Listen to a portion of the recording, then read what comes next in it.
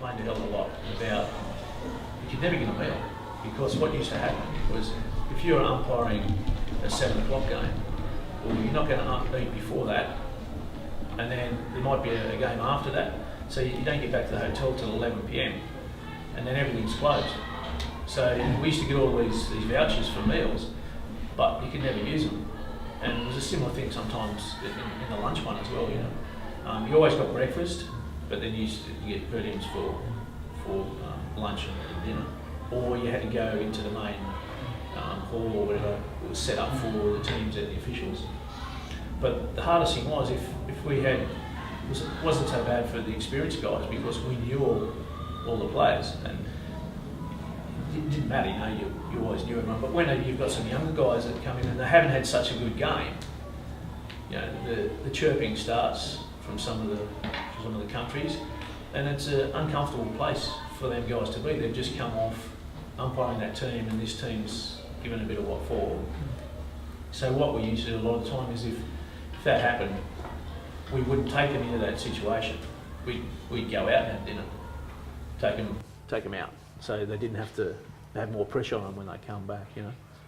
So, you know, it's a catch-22 because you're not going to build any relationship that evening anyway, because they already hate you. So it was really hard.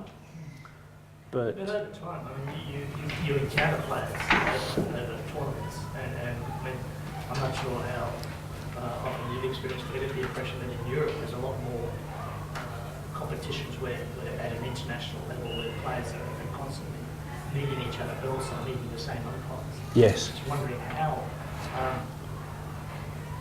in some ways it builds respect. yep, But there's always that danger that familiarity can lead to other issues of bias. yeah, I think so. But once you reach that level, that it doesn't happen. Right. You know, I think once you reach that level, they know where they stand with you and stuff like that. But when you're coming through that system, it's always hard. And I think from our point of view, like from Australian umpires, we're so far away from everything. Like the European guys, they're so close to everything. They do get the opportunity to meet a variety of the countries, you know. But I think that the big one where I own a really good rapport with India and Pakistan is when I went to India and did the India-Pakistan Test Series.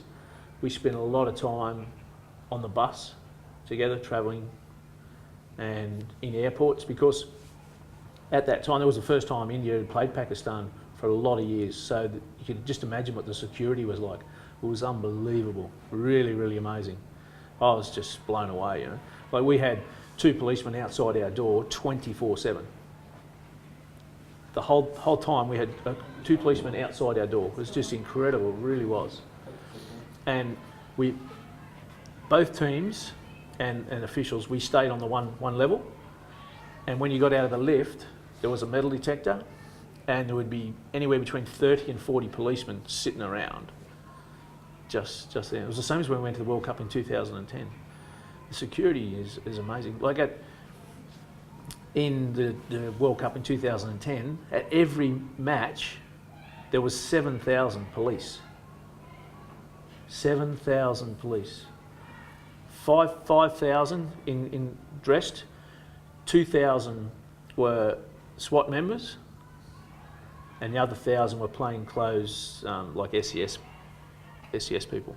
But every entrance to the hockey and even like around town, just like I don't think I've got any photos with me, but sandbags, like a trench, sandbags, and police there like snipers with the rifles sitting on top of the sandbags, if anything happened. For a game of hockey. For a game of hockey. If only that happened here. Yeah.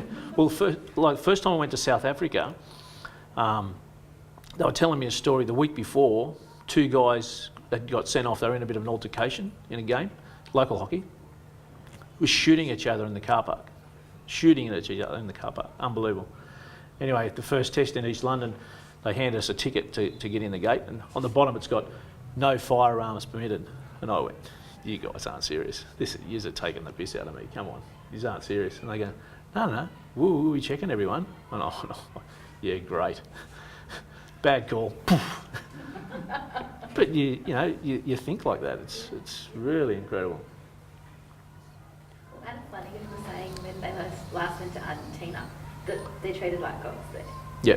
And they have like media following them around and police following them around, and they stay like in the top hotels and they're in the newspaper every day. And Yeah. Yeah, it's because even in China, like I went to China for the Chinese National Games, and I went a few times. And the first time I went, we had this guy, I'll never forget his name, Derek. Anyway, he was trying to learn English, and after a week, I'd had enough of him. He was annoying the crap out of me. Like, we were trying to help him. Anyway, this one night, I said to Skinny, guy from Northern Territory, I said, let's do a runner. Let's say we're going to bed. When he gets in, close his door, let's just go and we'll go for a walk down the street. Just have a break. Because it was full on. Anyway, so we went down, and this is how long ago, we were getting some photos, went to the Photoshop because we'd had some films developed. Anyway, so we're there, and one of the leaders from hockey, Mr. Chun, he was there, and he says, "Oh, David, where is Derek?" I said, "Oh, he's back there, it's okay." "Oh, okay." And no rubbish, within a couple of minutes, I could hear this. I look around, bloody Derek. Jesus. I thought, what the hell's going on? He says, "You have me in big trouble from my leader." And I went, "What are you talking about?" He said, "You don't understand, I'm in big trouble." I said, "Well, what's happening? Why? Why are you in big trouble?" He says, "You don't understand. I am not your interpreter or here to learn English. I am your personal bodyguard." And I went, "Oh, okay." Because it's known for gangs in that area, so that he was our personal bodyguard. So anyway, when we went back to the hotel, he was telling us, so we said, "Where do you go to school?" He says, "I live at a martial arts school."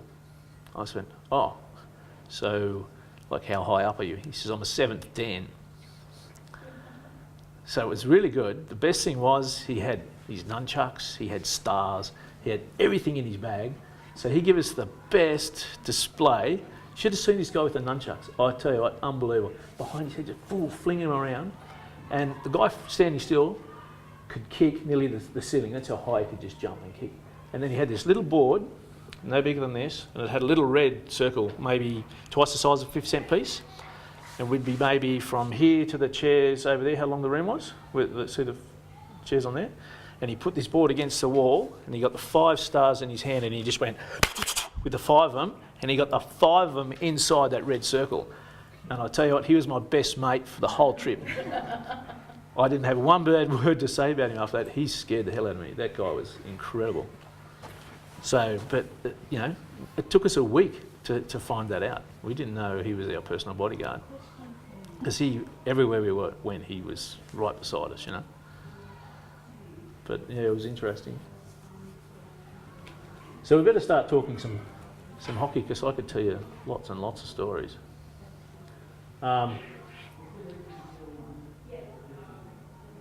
From an umpiring point of view, issues-wise, personally, handling situations personally. Do you have issues where you have some situations where you'd like to be able to handle different situations easier or better, or is there some ways you can change the way you do things that can help you? There's lots of things personally that we can change with our presentation. I was saying last night, just our signalling is a big thing with part of it. No one going to speak up? what do you do? How come you're so quiet this morning?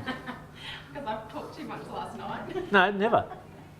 Never. Sorry, Susie, you go first and then I'll... Never ever. And the reason I say that, sorry before you go, the reason I say that is because there's people always, and it doesn't matter how small the group is, how big the group is, there is people that want to ask questions, won't, but it's normally someone else will ask the question and they will eventually get the answer.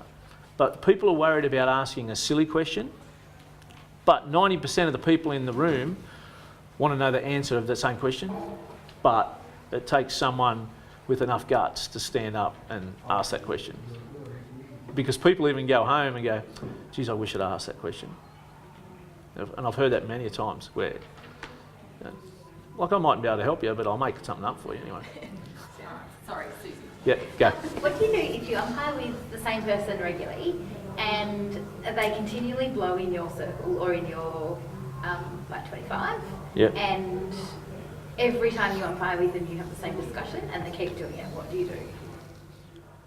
I would blow time out when they do it, and I would make it very well known to everyone that say, excuse me, this is my circle, you do not blow in my circle, and if you do, we are going to have a problem.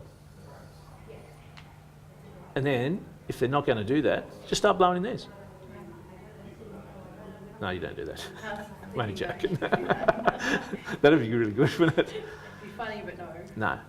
And maybe you need someone else to talk to that person who's in a higher position, right? So if it continually happens, you need to go to the appropriate people who are dealing with your umpire coaching, and they need to say to this person, listen, or like, okay, there's two things. Is this person getting it right? No, don't take this the wrong way.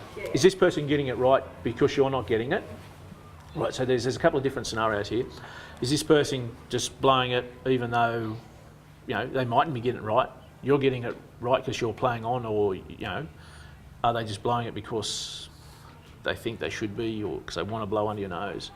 But if it continually happens and it's the same person, maybe you need to go to a higher level and for them to come and watch. And if it is happening, then someone who is in charge of them, or, you know, higher up in your hockey association, needs to deal with that, because it's not nice. It's an interesting point because it can disrupt the momentum of the game. It also leads to player frustration with different interpretations of the particular. Exactly, and it is, and it makes it hard. It's happened before. It's happened to me. You know, I handle it a little bit differently than that, but yeah. Well, Murray was a perfect example. Yeah, and we were blowing final AHL at Homebush one year, and Murray was being Murray in the first quarter, and come up with one of his beauties, and the players just said, "Are you serious?" No. I just waited till we went off, and I just said to Murray, "You blow in my half again, right, like that." I said, "I'll blow time out, and I'll come over and I'll headbutt you. And don't think I won't, because I will." I said, "That is just crap." Especially at that level. You don't do that.